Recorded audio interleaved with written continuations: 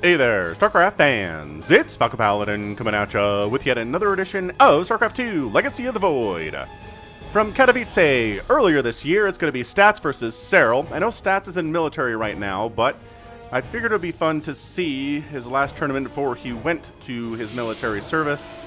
So top left, we have Stats, the blue Protoss player, and in bottom right, we have Serral, the Finnish player.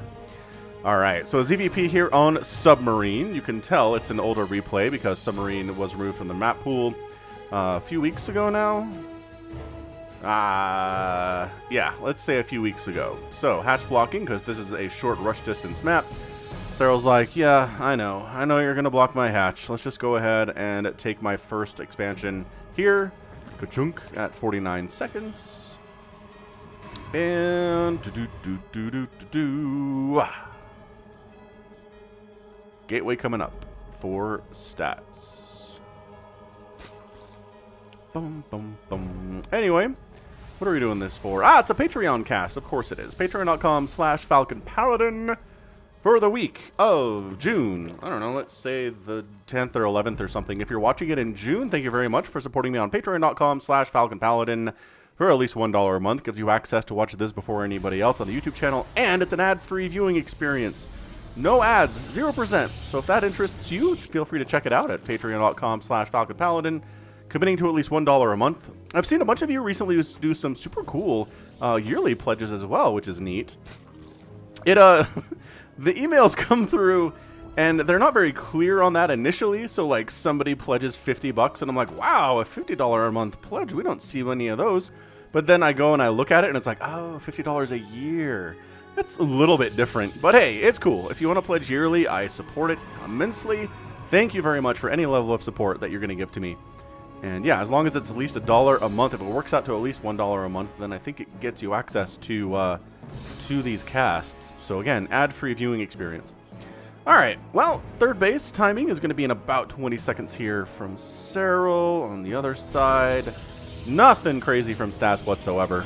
Here's our next level of tech. It's a Stargate. Dun, dun, dun, dun. Oh, wait, the music's doing it right now. Oh, did you... Oh. Is that a fake out, Serral? Did you fake out that you were going to go for a third? No, I just didn't want to go for it right then. Okay, cool. So third base at about 242. Later than it could have been. Zergling scouts the Stargate like the absolute boss that he is. He dies for that information, but he does return it to the Overmind by way of telepathic connection, I suppose. Like, there's range to this, right? In the, what is it, the Heart of the Swarm campaign, there's a broodmother that infiltrates a Protoss ship that's escaping, right? And then she stops being able to communicate with Kerrigan at some point once they get too far away. So there's a distance here. There's a maximum distance this works. Nice snipe on that creep tumor, by the way. Serral's super annoyed by that one. Like, crazy annoyed by that. Adepts decide not to finish the shade. Just get a scout, check the saturation on this base, see if there's any gas taken. There's not. Creep spread's going to connect all three bases here. We're working on it. This creep tumor, there you go. Right there, that should... maybe one more is necessary to connect all three bases, but... Alright, what are we doing, by the way? I guess it's already an Oracle with another Oracle on the way. This Oracle's name is Wanda Maximoff. WandaVision proved that the Scarlet Witch was just too dangerous to keep on Earth. So she leaves and decides to relieve her stress from the loss of vision as an Oracle by killing workers. Which, man, did you watch WandaVision on Disney Plus? I did. I watched WandaVision. I can get Disney Plus for like $2 extra a month because I'm already subscribed to Hulu anyway, so it's like, whatever. It was just kind of a no-brainer for me, but, that just... I don't know. Like, she's crazy, crazy powerful, right? And she basically holds an entire town hostage for a long time. And it's terrible. And then there are no moral repercussions from it. Like, one of the more moral characters in the show is like, well, you know, you sacrificed a lot for these people. It's like, what? Like, man, being a hero is good business. You very rarely get taken to task for anything. But I guess that's what the Sokovia Accords are all about in the MCU, but did those actually ever come to pass? I mean, I guess it did send some heroes on the run. Ooh, this Dark Shrine from Stats. Loving that. Like Captain America and Falcon and Wanda and stuff spent a long time hiding out. So sure, I guess it had some effects. Anywho, Adept's cruising on in here. Is going to distract by some time so the Dark Shrine can finish because it takes a bajillion years for it to finish. Oh, you want to finish that? You do. Not quite enough lings. Stats recognizes the situation. Says not enough lings here, actually, to save these drones from certain death. Where's, man, 16 lings on the way. But I mean, it's not like you needed a Roach Warren in that situation. I don't know. Third base is done from stats. It's always a dicey moment. A dicey moment in the game is here in ZVP, where the Protoss player gets 3 bases pretty easily, and the Zerg player's on 3 and getting a 4th feels kind of scary. So, I mean, good Zerg players like Serral, like Raynor have been able to get through those situations just fine. Man, more creep tumors going down. I mean, the Oracles being alive is really pretty fantastic. I don't think they have many kills. 4 kills, 1 kill. I think one of those is a creep tumor anyway. Number of drones killed is, 7 actually. Did do some work with the Adepts. Maybe the Oracle's got a couple over here, but it wasn't anything too nuts at all. Serral's sitting on 65 worker stats is as well. Again, both these players are at the peak of the performance for their particular race. Infestation Pit on the way from Serral. Trying to creep spread here. It's not a huge map. Like, creep spreading up to the enemy side is not that difficult. But Stats does such a good job. Such a good job with it. Man, 3 more drones go down and the Oracles get out of there. Amazing. Absolutely amazing stuff. So Serral's getting a 4th base now, but again, the 3rd base has been rolling for Stats for some time. Not ideal by any stretch of the imagination. We're working on a robotics bay for Stats. Lings try to jump into this 3rd, but shield battery plus Adepts plus sentries. Not a good experience. Hallucinated Phoenix getting some beautiful full scouts off on the Zerg player. Recognizes the hive timing at about 6.5 minutes maybe. Hydralisk Den is on the way, and it might be a good time to move out. Although, you want something a little bit tougher in this group, right? That's what the Disruptors are going to be about. That's what possibly Colossus are going to be about here. Or maybe it was just for a Warp Prism. Yeah, the robotics facility was just for a Warp Prism. Oh, the Robo Bay, though. What's the Bay for? I guess upgrades? Interesting. I guess it's going to be Storm. It's going to be that further tech. My gosh, these Oracles, though. Wanda Maximoff. Bloodlust has not yet been sated. Dude, 4th base from Stats. This is looking real good for the Korean Protoss here against the upstart world champion Serral, right? I think that's how a lot of people view the Europeans, as their upstarts. And I didn't realize how many people believe that GSLs are where true StarCraft champions are crowned and not ESLs or WCS championships. That base is dead. Nicely done. Like that. Whew. It's amazing. But because, like, sure. That used to be the case. Right? All the top-ranked players were definitely at GSL. It's not the case anymore. Right? Clem, I think, is #1 in Eligulat currently. Serral and Raynor are in there, too. None of them are competing in GSL, so if you win a GSL, it's like, well, I didn't quite go up against the best the world has to offer, you know? It's a touchy situation that the game is in right now. So, Lurker's coming in, working on Seismic Spines. Storm is about 40% complete upgraded. This base is dead again. Okay, it's that 2 times now. Serral's doing some great stuff. Oh, free Warp Prism. Free Warp Prism. Oh, escaped? It escaped. No, it didn't. Abducted again. Oh, it's dead. The recall. They did actually nerf that last year sometime, where it's a little bit longer. Maybe 2 years ago, it's a little bit longer before we actually recall. Now it's just enough for it to get killed. So Serral has done 3 amazing things recently. He's killed the space twice. He killed a Warp Prism with Zealots in it before they could warp any Zealots in at all. Like, the 4 that were inside the Warp Prism got some stuff done, but that was about it.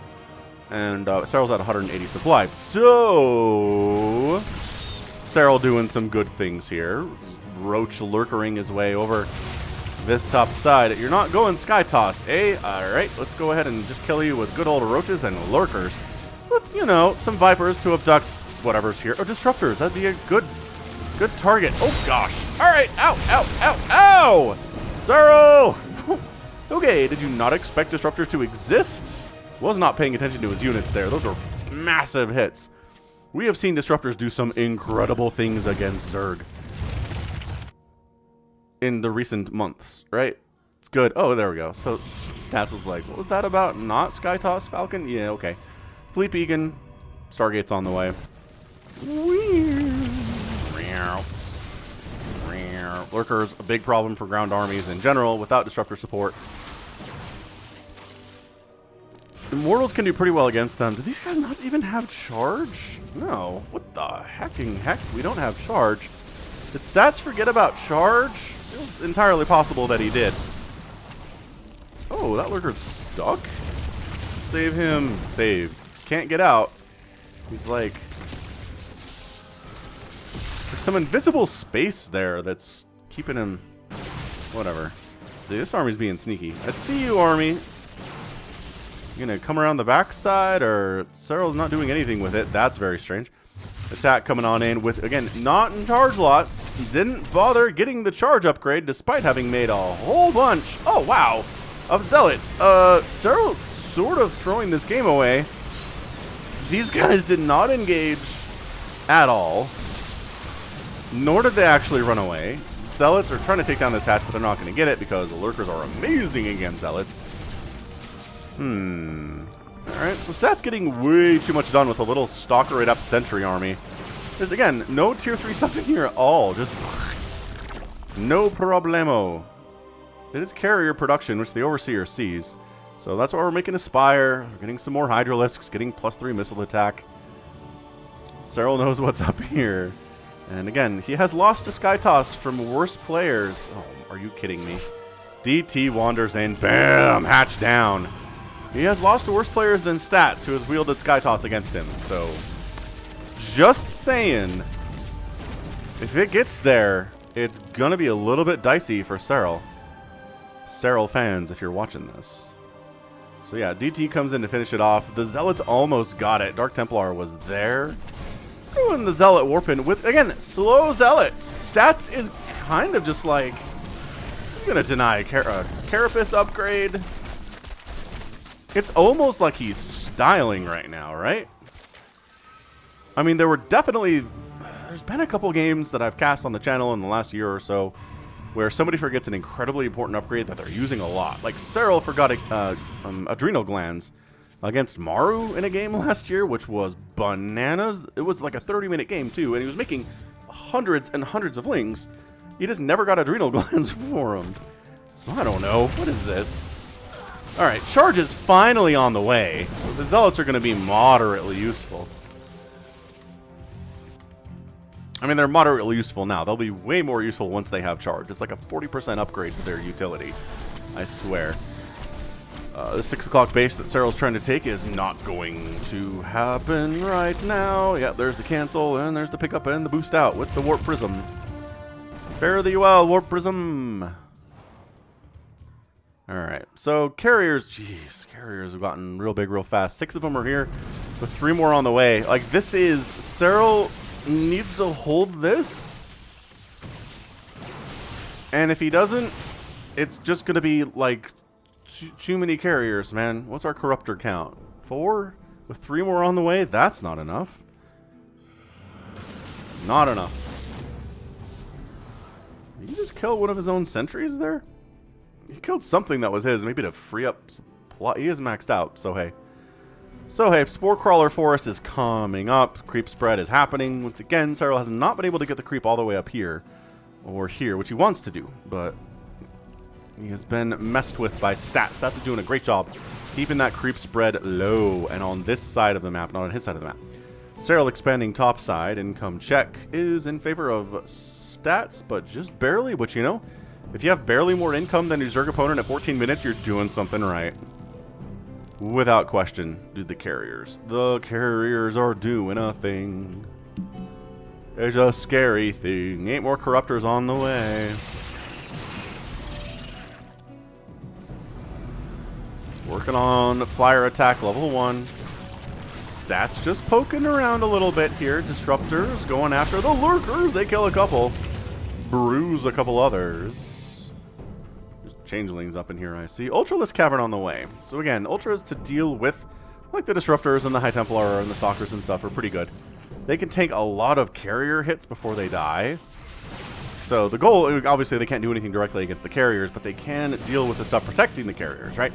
If this was straight carrier, it would die, no question. But what's keeping this working are the Disruptors and the High Templar, mostly.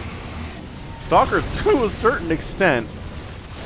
Corruptors, dodging see, storms, man. Storms are what make this work, generally. Oh, Observer killed? Oh, that sucks. Do you have another Observer with this army? I'm not convinced that you do. Meanwhile, some hiders try to deal with his base in the bottom left of stats. No, not allowed. Storm is up, baby. Disruptors catching a couple of those lurkers. The Corruptors are okay. Parasitic. Ah, the parasitic bomb. Oh, nice. Dragging all the interceptors in here to where the parasitic bomb is. That's pretty good. 70 interceptors have died, but no! GG. What? Classic. It's a classic move from Stats. And he does get the win there. Just not enough Corruptors. As per usual. Man, absolutely incredible attack there from Stats. Serral just not enough. You need so many Corruptors to handle that much value being dumped into carriers. He had 20. But there were 8 carriers out for... I mean, 12 carriers is a lot of carriers, man. And there's just... Once they start killing bases, it's so hard to deal with them, right? It's just... The rush distance to get from here-ish, right? All the way to this base is not that far. It's hard to delay. You try to set up a Spore Crawler Forest down here, and here, but he didn't really have a great one here, and that cost him. The storms, the disruptor hits were incredible. The ground army could not deal with Stats' ground army, and the Corruptors were not ample to deal with the carriers. He tried the parasitic bomb trick, right, where you jump in and you parasitic bomb the carriers, and then you bring the Corruptors into the carriers so that the interceptors are in the middle of this parasitic bomb area, and they do die, right? 70 interceptors died. We have 76, though, so it wasn't enough to kill all of them. The carriers were obviously definitely alive there. And yeah, Serral's army supply was a sparkling 37 with exactly 6 Corruptors, a Lurker, 2 Vipers, a Roach, 3 Hydras. It just, no. Not enough compared to 11 carriers. 11 carriers alone was enough to destroy that. So, yeah, that was quite a match. That was quite a difficult match there for Serral, but... You know, Stats is a monster. Losing to Stats is honestly not... I don't know. It's weird. Like, you never want to lose as a professional player of anything, right? Once you've reached the professional level, losing is just not what you're into. But at the same time, like, losing to Stats is no shame because he is so great. So, I don't know. Deal with that how you will. How you will, I suppose. But fun little Submarine game anyway. They're usually not super long macro games on Submarine.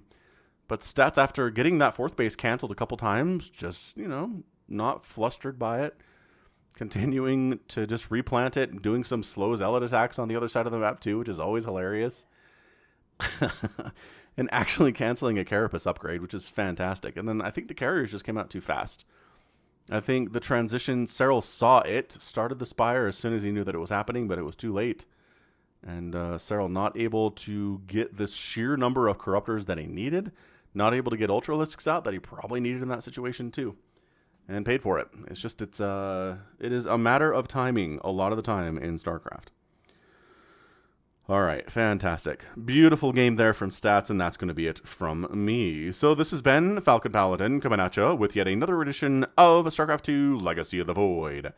Go ahead, hit that like button, hit that subscribe if you like what you saw and what you heard today. You can also catch me on Twitter, Facebook, Patreon, and Twitch, all at /Falcon Paladin. And until next time, as always, thank you so much for watching. You take care of yourself.